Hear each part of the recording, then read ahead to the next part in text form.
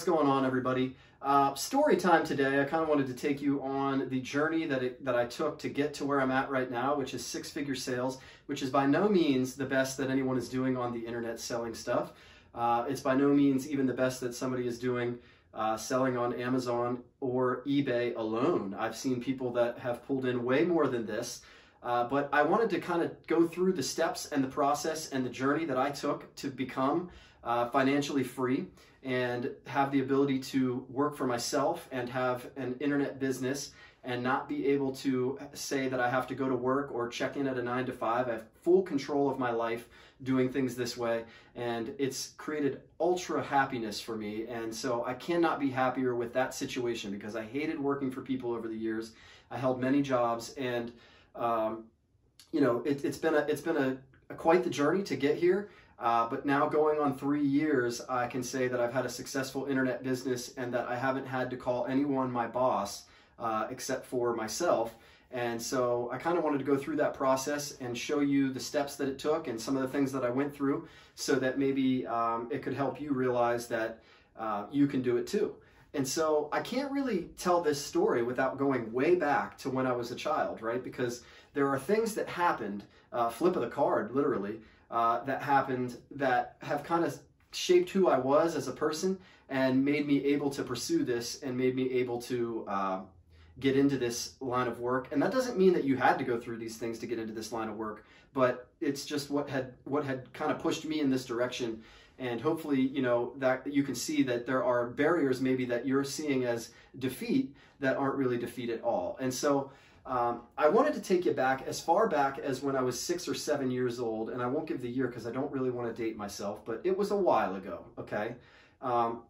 So when I was 6 or 7 years old, my parents got into a business, right? And they had both been just working kind of as cooks and waitresses and odd jobs like that. Now this would be my mother and my stepfather because my parents were divorced by the time I was 6 or 7 years old, and my mother had remarried. And it wasn't until I was 11 years old that my father and that side of the family moved to Florida and kind of really separated me from my mother so that I could only see her sometimes. But in those early years, from 6 or 7 years old, I was only living like 30 minutes away, and I was able to see my mother every other weekend and, you know, a few weeks in the summer, during holidays, all of that. Once we moved to Florida, I saw her basically all summer long, and sometimes on Christmas, I was able to go visit for a couple weeks as well. And so I would fly back by myself and do that. But when I was 6 or 7 years old, my stepfather and mother kind of embarked on this journey where they owned a bar, right? And they got into the business. Now, they took a $20,000 loan in order to start this because they were just working odd jobs as a waitress and a truck stop or at a restaurant or wherever they were working. I can't really remember, but they weren't working high-paid jobs. My mom was going to school to be a nurse. She was just finishing that up and becoming a nurse, and my stepfather had kind of embarked on several other failed businesses up until that point. And literally won the license on a game of high-low card game where you just kind of pick which card is going to be next, whether it's going to be high-low. And then once that happened, you know, him and my mother kind of decided, hey, we're going in on this all in, and we're going to start the process of owning a bar. And so that's what they did. Now, the bar that they bought was a real local town bar where a lot of local people went to drink. But the town that they lived in is very small. So that really wasn't sustainable. And so that's part of the reason why the person that owned the bar was selling it to begin with. Now, we had a college in our town, and so my parents decided that they were going to reconstruct the optics of the bar, and they hired college bartenders because it was their goal to get that college crowd. They felt like if you could get that college crowd, you could really make some money. And what they found was that they were 100% correct. And so they were able to create a successful business over the years doing this. Now, fast forward to when I'm 14 years old, that was the first time I started really working for them at that bar. And so I was just visiting back, you know, in the summertime and stuff like that. And I my job was basically to sweep the sidewalks in the parking lot and make it look really clean and make it look really presentable from the outside. And even though the building was kind of run down, it still was nice to do this because people, they liked it. And also there was some liability involved, with people tripping on rocks or whatever that we wanted to avoid. So from a very early age, I understood that, work wasn't just going to do itself. Work had to be done, right? And so this was a job that nobody else wanted to do. And so 14-year-old me, for 20 bucks or something, would go out and do it every time that it was needed to be done, which was like once a week during the summer. Now, when I turned 18, I finally started bartending there. And I worked through my adult life there into my 20s and into my 30s as a bartender there. And I really got to learn the ropes of owning a business, running a business, and what the entrepreneur life was really like. And that kind of gave me a taste and maybe ruined me for life as far as holding a job from somebody else. Because obviously, up until 18, I had to return to Florida every year and work jobs down there. And so I worked down there at a grocery store as a bagger and did stuff like that. Just, odds and ends kind of kid jobs. When I also delivered pizza, and I made a lot of money delivering pizza actually, but it wasn't obviously a sustainable career or anything. And so when I turned about 20, I moved back up to Pennsylvania and really wanted to help my parents with this bar because they were getting older and they needed some help with it. And so that's whenever I started really taking things hands-on for myself, and I became a bartender, but also later in my 20s or early 30s.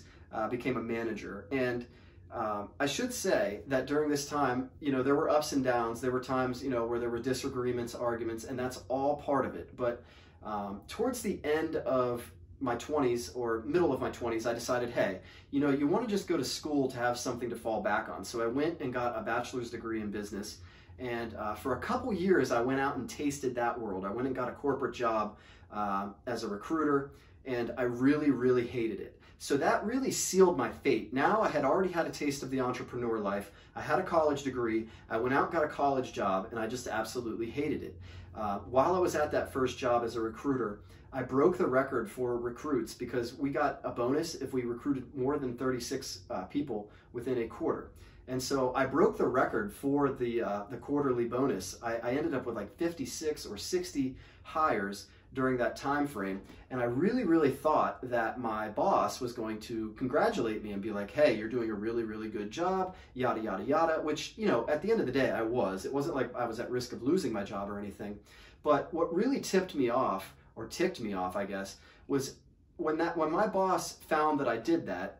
He came up to my desk, and I was sitting there expecting him kind of to congratulate me and maybe even say, hey, we're going to give you a raise or something like that, or, I can't wait to give you your bonus because you're the best recruiter we've ever had. And instead, he said, we had a quota for hours on the phone. And so we were supposed to spend at least 16 hours a week on the phone. And I know that sounds like a lot, but when you're working a 40-hour week as a recruiter, you're going to be on the phone at least 16 hours. You would think, right? Well, my boss came up to me, and rather than talk about the hire record being broken, he wanted to talk about how my phone hours were only 15.25 that time frame or whatever it was. And I'm thinking to myself, of all of the good things that I just did, and you just focused on the single last week where my recruiting or where my phone hours were down. And so, I got into a kind of an argument with him. I said, well, obviously it's quality over quantity. I'm able to get people to decide that they want to work for us and hire them without spending hours and hours on the phone with them. And so I'm able to do it more efficiently. And my style has created the record, right? Well, he didn't agree with that. And he thought that, hey, you would actually get more if you even put more time in on the phones. And that just really frustrated me. And I decided to return back to the bar life. But going to school, and then I ultimately went back and got a master's degree as well, while working as a GA on the side and running the bar. So I was doing three things: getting a master's degree full time as a student, working as a GA 15 hours a week, and then also running the bar at night. And so it was a juggling act, but I was able to complete it, and I was able to do it, and I passed with honors, and I was able to get my master's degree in just, I think, 1.5 years, extended onto the end of my bachelor's degree, which I got in 3 years because I took extra credits and all that. I was just a real go-getter when it came to that. I wanted to get it done. I knew I was behind all my other friends. and I really wanted to just get it done. Well, I had kind of thought all that time when I was going to school for business, I was kind of giving myself something to fall back on, but I was also really going for the knowledge. And so I kind of thought that I was just going to end up being a bar owner and run that with my sisters, and that was going to be what we did for the rest of our lives. But I knew in my heart of hearts that I really just didn't like the bar scene. I'm not a guy that goes out and drinks all the time. I'm not a guy that goes out and parties. I'm not a guy that's really into that. And so I just didn't really have that interest in that. Although we were successful, things were starting to decline, and the landscape of bar ownership in Pennsylvania was really starting to change with new legislation that the governor had put into place that was kind of making it difficult for taverns to continue to be profitable. And one of the first things that they did was that they decided that they were going to expand liquor sales, because in Pennsylvania they didn't have beer for sale in gas stations and grocery stores and things like that. So they decided they were going to expand liquor sales to gas stations and grocery stores. And they decided that their pilot store, the one that they were going to try this out on, was the gas station in our town. And so what that did right off the bat was took about 15 to 20% of our business, because we did a lot of takeout business. We were the takeout headquarters. We had more of a selection than anyone in town. And so that really was a hit to our bottom line, right? And, you know, I had various ideas on how to get that back, but ultimately they just weren't able to be executed by the staff that we had.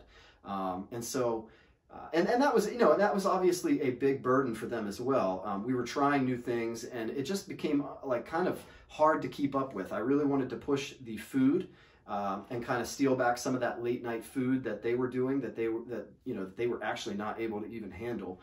If you went into that gas station at night, it was actually a Sheetz gas station, and tried to order, you would spend 45 minutes to an hour waiting on your meal. So my idea was we could kind of pull back some of that 20% by offering late night food, and the people would never leave our bar to go there to eat. They would just eat at our place and we would get the money.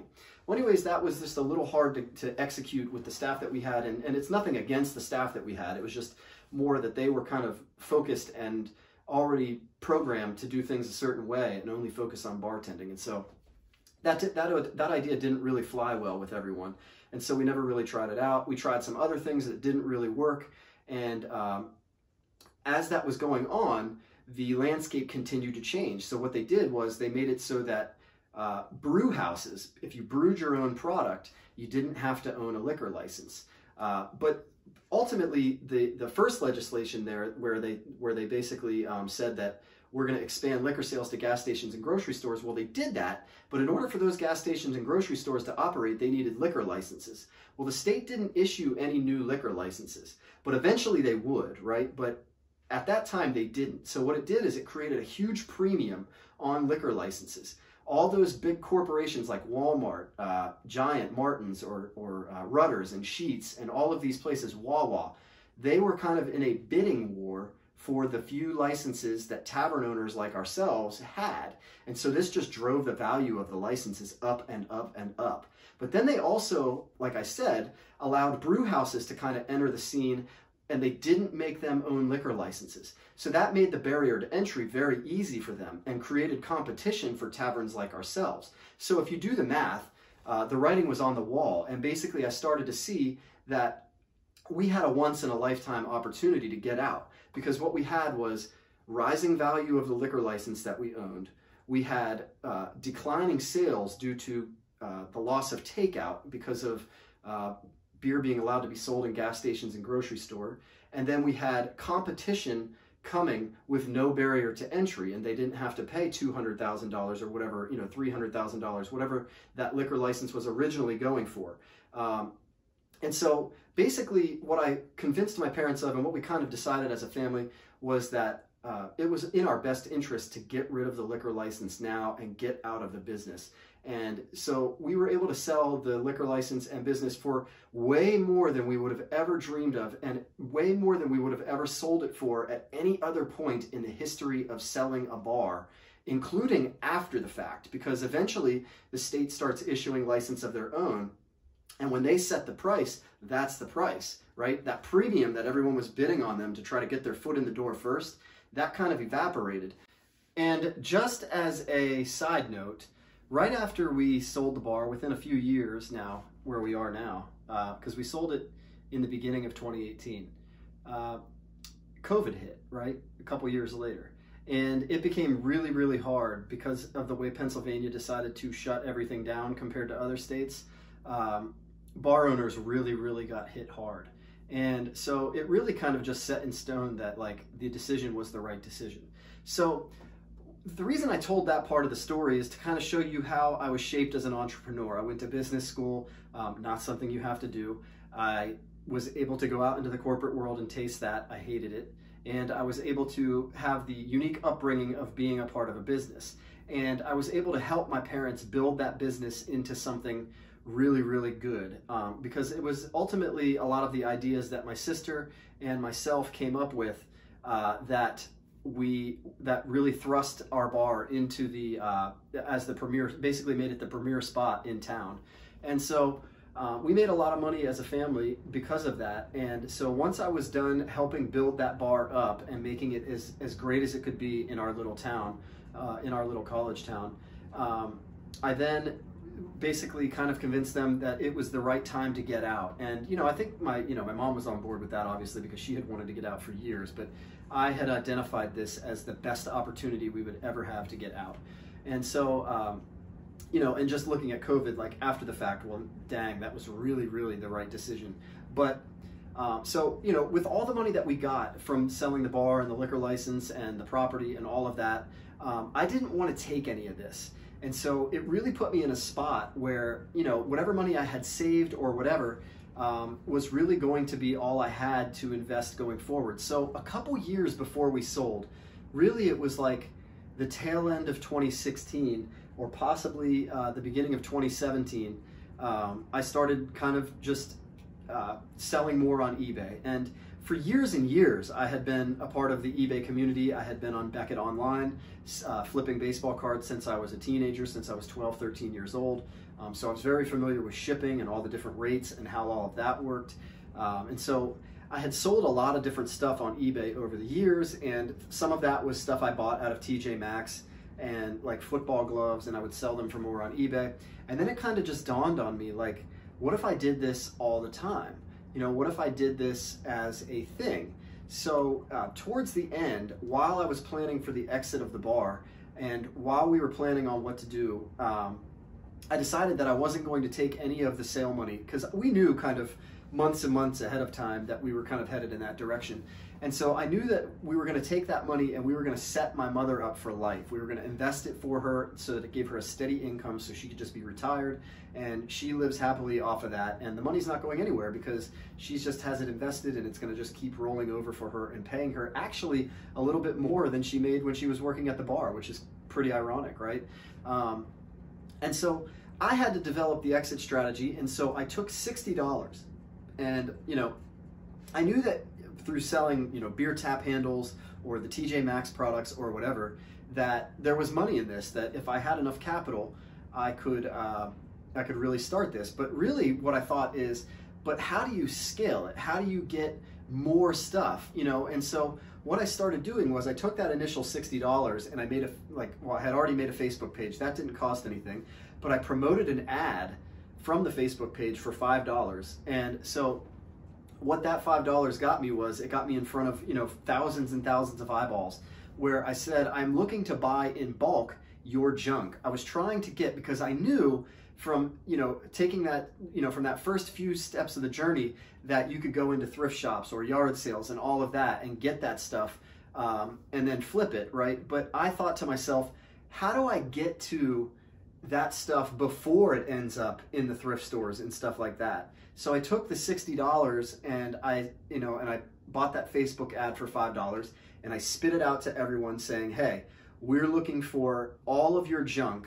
Just bag it up, you know, your clothing, the stuff that you would normally donate to a donation place. If you'd actually like to get a little bit of cash for it, we will buy it by the pound. And so I decided to go out and I took a scale, like a house scale that you weigh yourself in the bathroom with, and I went to these people's house that responded to this ad, and I basically weighed their stuff, like holding 2 bags and standing on a house scale. And that first buy that I made, that first huge buy that we made from a woman, and maybe even the second one, amongst those two buys, it generated from $60, $1,000 in capital, like after fees and after all of that. So then I took some of that money and I sent out another ad from our Facebook page, and I said, now I'm looking for boxes, right? And so if you have boxes, moving boxes, whatever, please let me know and I'll come pick them up. And so a lot of people responded to that, and I just drove around town and grabbed all the different boxes and stuff from them off the side of the road, and I had enough boxes to last a lifetime. And so that really set up supply-wise what I needed for free, and that did that for, you know, the first 2 years of the business. And so I continued to do that. I continued to buy by bulk. I continued to go to the Goodwill outlet and buy by bulk down there, visit other shops, yard sale all summer. And I just kept generating that and reinvesting it and re-rolling it over into more and more capital. And eventually it was enough capital to really, really like get into retail arbitrage. And that's when I kind of got onto the Amazon train. And I'd already been making a lot of money on eBay, but I still knew that it wasn't scalable. And so I wanted something I could scale. And I know that RA isn't 100% scalable, but now I had access to more reliable units. And so I took the next 2 years to invest in myself and really learn the Amazon platform and really understand what tools I needed to buy and what tools are actually unnecessary to buy. And so if you watch my previous video, I gave you the 5 tools that you absolutely need to invest in. And I invested in those. And those were a leap of faith because, you know, they cost you money every month. And if you're not making at least the money to pay for that in excess of what you were making before you bought it, then you really wasted your money. And so it took a lot of trial and error and continuing to reinvest. And then what I did on the side was I continuously posted TikTok videos and YouTube videos, as well as continued to share about flipping on Twitter. And the result was my TikTok following went up to 25,000. My YouTube grew into a monetized platform. My Twitter, I met so many people that were so knowledgeable in the things that I needed to know that I basically made friends with people that could help me dominate this business. And so it just kept growing and growing. My knowledge, breadth, and width grew. My capital grew. And I was able to then take some of that capital and invest it into the stock market early in the pandemic. And I got 75% return on almost everything. I invested heavily in pen gaming at $11 a share. And I invested heavily in Collector's Universe at $10 a share. And if you aren't familiar with what Collector's Universe is, I talked about that previously on a video a few months ago about what was going to happen and what was happening because PSA grading was opening back up. They're based in California, so they were closed down early in the pandemic. And I knew that their stock was going to rise because the hobby was blowing up and people were trying to get stuff graded and they couldn't. And so I knew that that was a big investment opportunity. And those 2 investments weren't huge to my success, but they really helped me generate more capital to keep growing the business into a 6-figure sales machine. And hopefully next year I can turn it into a 7-figure sales machine. And then, you know, and just keep growing and growing. But that is really what I did. Those are the steps I took that really were able to thrust me into the 6-figure category and keep me successful and able to not have to rely on getting a job. Now, there are times when there's downs. I mean, this time of year is actually a down time of year, but the Q4 is the best time of year, right? There is a little bit of a summer slowdown on eBay and all of that. That's a great time to buy. That's a great time to buy stuff that's going on sale that they're clearing off the shelves, getting ready for Q4 inventory, because they really start pulling that stuff in September and October. And one thing I wanted to add was somewhere along the way, I discovered Gary Vee, right? And Gary Vee, believe it or not, wasn't that, I mean, I can't say that he wasn't that integral in my success, because I did start watching him and started really eating up some of the stuff he was saying. And most of that was like the action-based stuff.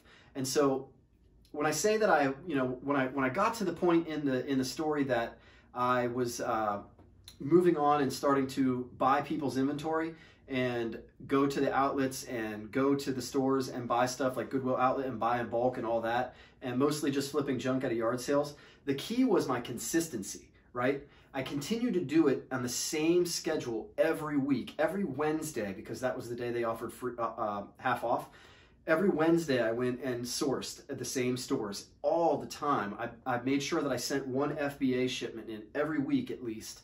And so I stayed consistent, and those are the type of things that I really learned from Gary Vee. But I know you would think like, oh, you got this flipping idea from Gary Vee, but no, I was already into flipping. And when I discovered Gary Vee, I realized that like you can do anything as a business, and as long as you're consistent, you can build it. The great idea isn't going to just blow up the business. Ideas aren't worth anything, basically. And so that's really what I took from it. It's the action. It's the continuous consistency of doing the same thing over and over again until you start to exponentially grow. And so those are the things that I credit to Gary Vee. Not so much the flipping idea, believe it or not. That was something that I had already been doing for years and years, and just had to realize that, hey, if you do this consistently, if you do this with a plan of attack, if you do this with organization, you can actually go somewhere. And so, you know, along the journey somewhere there, I filed for an LLC, I got my sales tax license, I got all of that stuff in line so that when I'm making purchases, I'm not paying tax on it, because only one person has to pay sales tax. You don't need to pay it when you buy it, and then when you sell it on Amazon or eBay, that person is paying sales tax also. That's double tax. We don't have to pay the government twice like that. And so I think there's a lot you can take from this video, and hopefully, you know, when you watch it, it's not too boring for you, but hopefully when you watch it, it's, you know, enjoyable and actually helpful to you to show that, like, really it's the action. Really it's deciding that you want to do something, setting your mind to it, and figuring out ways to accomplish that, whether it be buying the cheap Facebook ads to get your idea in front of people and, you know, get response from them. I tried all kinds of different things. Cell phone repair. I tried doing cell phone flipping, and I found that that just wasn't really my niche, that I really understood cards more, and I didn't want to deal with the returns and the headaches that came along with cell phones. That might be your thing. That might be something you know about. But ultimately, don't turn away profit no matter what it is, but eventually find something that you really, really are good at, and then just follow up. Continuously be consistent. Talk to people. Talk to other people that are doing the same thing. And you'll find that, hey, actually, maybe if you want to scale, Amazon is better than eBay. If you want to take that step to the next level, Amazon is better than eBay. Or maybe you're better at eBay and you're better at fulfilling, and you want to just continue down that road. I know people that are making $1 million on eBay. Believe it or not, that's not a stretch of the imagination by any means. There are millionaires from eBay. The Amazon has also created more millionaires in the last 10 years than any platform or any structure has in the entire history of mankind. So that just tells you the power of internet sales and doing this and being consistent.